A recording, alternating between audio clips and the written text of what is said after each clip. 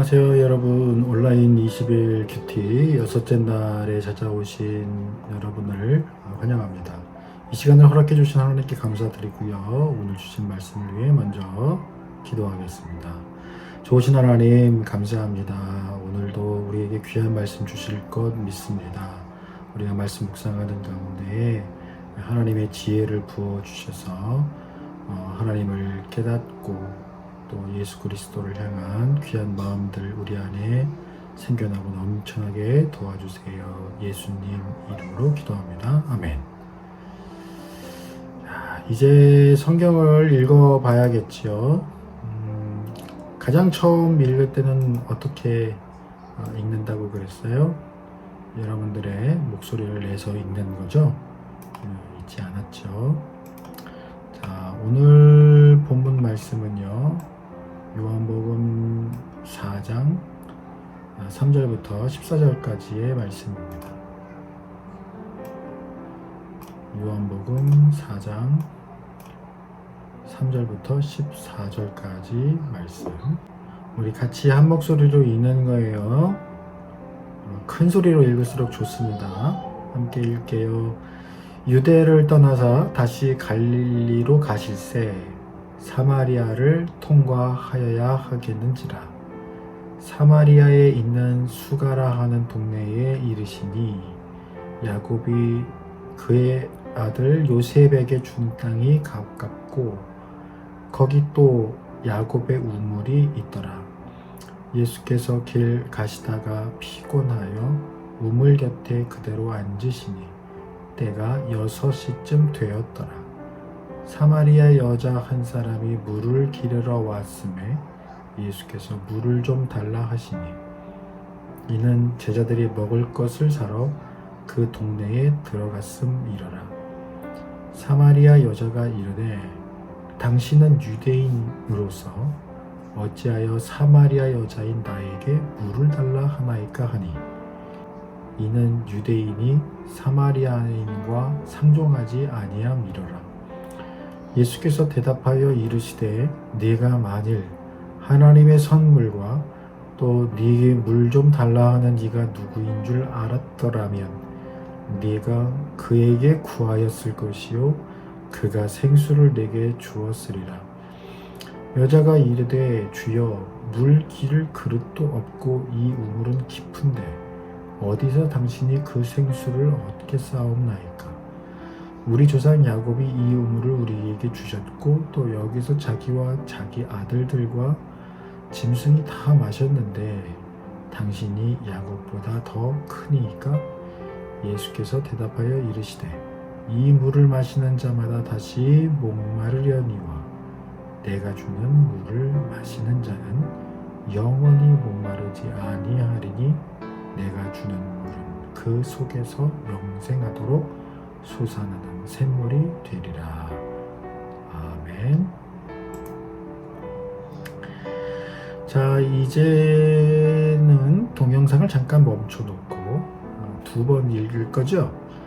한 번은 눈에 띄는 말씀 혹은 좀 더 마음에 와닿는 말씀의 밑줄을 치면서 한번 읽어보세요. 그리고 그 다음에는 밑줄 친 부분을 중심으로 마음으로 읽을게요. 꼭 3번만 아니라도 된다고 했어요. 3번 이상, 그 이상 읽으면 돼요. 자, 시작하세요. 다 읽은 다음에는 다시 동영상을 켜주시면 돼요.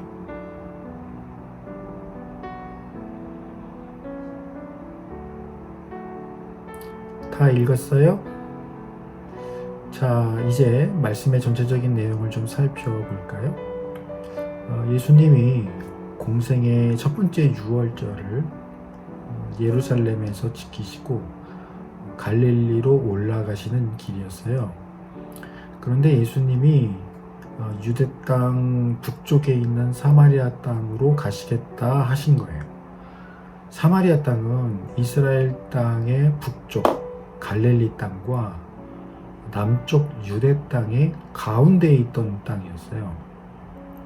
갈릴리와 유대 땅을 오고 가려면 당연히 빠른 길은 그 중간에 있는 사마리아 땅을 통과하는 방법이거든요. 그런데 유대 사람들은 사마리아를 통과하지 않고 동쪽에 있는 요단강을 건너서 멀리 돌아가는 길로 남북을 오고 갔어요. 사마리아 지역은 과거 아수르라고 하는 강대국에게 침략을 당했던 땅이에요. 그런데 아수르는 당시 사마리아 땅에 살던 이스라엘 사람들의 절반을 자기들이 정복한 외국 땅들 이곳저곳에 흩어져서 살도록 강제로 보내버렸거든요. 그리고는 그곳에 살고 있던 외국인 포로들을 또 강제로 사마리아 땅에 이주시켜 와서 이스라엘 사람들과 같이 살게 했던 거예요. 그러면서 그들끼리 결혼을 하고 가정도 이루면서 혼혈인들이 생겨나게 됐죠.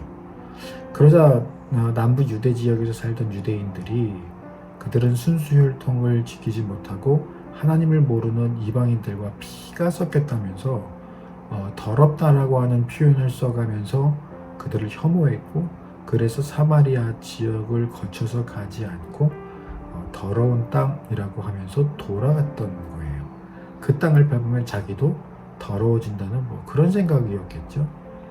그러나 예수님은 일부러 그 땅으로 지나가셨고 수가라 하는 동네에 있던 야곱의 우물이라고 하는 곳에서 한 사마리아 여인을 만나게 되는 거예요. 여기부터 예수님과 사마리아 여인과의 대화가 시작돼요. 예수님이 물을 길러온 이 여인에게 물을 달라 하시면서 대화를 시작하세요. 그랬더니 이 여인이 당신은 유대인이면서 왜 나에게 물을 달라 하며 말을 거느냐 라며 거친 반응을 보여요. 왜냐하면 앞서 목사님이 얘기했던 것처럼 유대 사람들은 사마리아 사람들에게 말을 안 거는 정도가 아니라 그들이 사는 땅이라고 불편을 감수하고라도 그 땅을 지나가지도 않았잖아요. 그런데 물을 달라고 말을 거니까 이 여인은 어이가 없었던가 봅니다. 그러자 여인은 이 여인에게 이렇게 말씀하시죠. 내게 물을 좀 달라 하는 내가 누구인지, 그리고 하나님이 주실 선물이 무엇인지 알았다면 오히려 네가 나에게 생수를 달라 했을 것이고 내가 오히려 너에게 생수를 주었을 것이다. 이렇게요. 예수님은 이 여인과의 대화를 통해서 우리에게 말씀하는 바가 있어요. 우리 며칠 전에도 이런 말씀 나눴죠. 말씀이신 예수님이 육신이 되어 즉 사람으로 이 땅에 오셨다. 어둠으로 가득한 이 땅에 빛으로 오셨으나 사람들이 빛을 알아보지 못하였다. 이것은 도리어 자신들의 죄가 드러날까봐 어둠을 더 좋아하고 빛을 거부한 것이다. 여인에게도 같은 말씀을 하죠. 내 앞에 있는 내가 누구인지, 나로 인하여 주어질 하나님의 선물이 무엇인지 네가 알았더라면 도리어 내게 네가 생수를 달라고 했을 것이다. 이 여인의 문제가 뭐라는 거예요? 빛으로 오신 메시아 하나님이신 그분을 알아보지 못하였다는 거예요. 알아보지 못한 이유는 무엇 때문이다? 어두움 때문에, 죄 때문에 알아보지 못한 것이다. 그런데 굳이 예수님께서 당신께서 주실 수 있는 선물로 생수를 언급한 이유가 뭘까요? 예수님과 여인이 만난 곳이 우물가였고 이 여인이 이곳에 온 이유가 물을 기르러 오는 것 때문이었을 거예요. 그리고 예수님은 그 여인의 마음속 깊이, 어쩌면 너무 깊은 곳에 숨겨져 있어서 그 여인 자신도 깨닫지 못한 문제, 특히 목마른 문제. 여러분, 오랜 시간 물을 안 마셔서 너무 목이 말라본 적 있어요? 그 괴로움이요, 밥을 못 먹어서 배고픈 것과는 차원이 다르거든요. 밥은 안 먹어도 일주일에서 열흘은 사람이 충분히 살 수 있다고 그러죠. 그러나 물은 48시간, 만 이틀만 안 마시면 사람이 죽는다고 그래요. 그만큼 목마르는 갈증은 그것처럼 정말 괴롭고 힘든 그런 일이 없을 정도인데, 이런 괴롭고 힘든 어떤 문제가 이 여인에게 있었던 것이고, 예수님은 그 여인 속의 그 심각한 문제, 해결받고 싶어하는 문제, 그러나 해결될 수 없어서 이미 포기해버린 그런 문제들을 꿰뚫어 보신 거예요. 그것을 알 길이 없는 이 여인은 예수님께 더 어이없다는 식으로 이렇게 이야기해요. 아니, 주여, 주여, 내 말 좀 들어보세요. 이 우물은 깊이만 25m라고요. 25m. 웬만한 아파트 12층 높이라고요. 당신은 이 깊은 우물에서 물을 퍼올릴 줄 달린 그릇조차도 없잖아요. 그 그릇이 있으면 지금 나한테 있고 물을 길러주려면 내가 길러줘야 될 텐데 아무것도 안 가지고 계신 당신이 나에게 생수를 주신다고요? 참 어이가 없네. 이 어이가 없다 못해서 화가 난 듯한 이 여인은 예수님께 이런 말도 해요. 우리 조상 야곱이 이 우물을 우리에게 주셨고 여기서 기름물로 지금까지 우리가 살아왔는데 당신이 여기 이 우물물보다 더 좋은 생수를 준다고요? 이 얘기는 당신이 우리 조상 야곱보다 더 크다, 더 대단하다, 더 위대하다 그런 얘기밖에 더 되겠어요? 나우 원참 기가 막혀서 별꼴이에요 진짜. 이 여인에게 있어서 그가 알고 있는 가장 큰 자는 바로 야곱이었던 겁니다. 그것이 이 여인의 한계였던 거죠. 그 한계 때문에 예수님의 말씀을 믿지 못하고 어이없어 한 거예요. 하나님을 아는 데 있어서 한계가 있으면 그 한계 이상은 믿지 못하는 게 우리의 현실이에요. 내가 아는 만큼만 한계를 그어버리고 선을 그어버리고 그 이상은 못 믿겠다 해버리는 게 도리어 우리의 한계가 되고 있다는 거죠. 그러나 예수님이 말씀하신 생수는 마셨다가 금방 다시 말라버리는 그런 물이 아니에요. 오직 믿음으로 얻는 생수죠. 그래서 예수님이 주시는 물은 우리의 마음을 시원하게 하고 또한 영원히 목마르지 않게 하세요. 예수님이 만난 이 여인처럼 우리도 역시 살아가면서 여러 가지 문제를 만나게 되고 해결되지 않는 여러 문제들이 우리의 삶을 괴롭게 만들고 힘들게 만들고 지치게 만들어요. 마치 오래된 갈증에 괴로워한 사람처럼요. 그런 사람들마다 예수님을 만날 때 그런 오래된 목마름이 해결되고 도리어 펑펑 솟아나는 샘물처럼 나와 똑같이 오랜 갈증을 겪고 있는 사람들에게 도움이 되고 기쁨이 되는 그런 선한 영향력을 끼치는 사람이 될 수 있다라고 말씀을 하시는 거죠. 사랑하는 여러분은 어떤 삶이 좋으세요? 오랜 갈증과 괴롭고 힘든 문제들을 안고 사는 사람이 되고 싶으세요? 아니면 영원히 목마르지 않는 생수를 주시고 도리어 그 귀한 생수를 나누어 줄 수 있는 샘물 같은 사람으로 만들어 주시는 예수님을 만나고 싶으세요? 여기서 예수님께서 주시는 생수는 곧 우리가 함께 나누고 있는 하나님의 말씀입니다. 이 말씀이 없이는 말씀이 주시는 은혜가 없이는 우리가 결코 행복한 삶을 살아갈 수가 없게 돼요. 자, 어떤 다짐을 오늘 이 시간 하나님 앞에서 하시고 싶은가요? 여러분 퀴즈책에다가 꼭 적어보세요.